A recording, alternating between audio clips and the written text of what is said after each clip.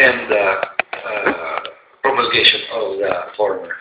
So we will be there to help out and have this as a part of our laws, be it a special law or in reference to the treaty accord. Much as has been said, the thing is always it's going to be both in our hands. It can be in our hands only. Again, we cannot just be talking here and saying this and that, pero wala namang kaming gagawin sa baba.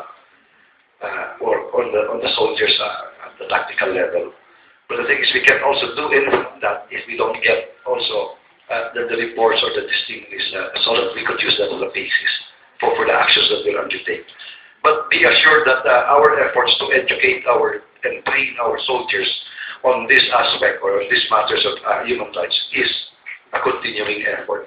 It will continue as long as there's a need to, and it will continue as an effort to build a culture of human rights, international humanitarian law, and rule of law within the AFP.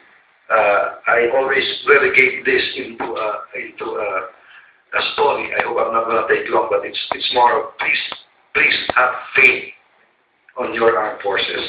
Please have faith on your Philippine National Police, because we are really making this paradigm shift towards building a culture of human rights.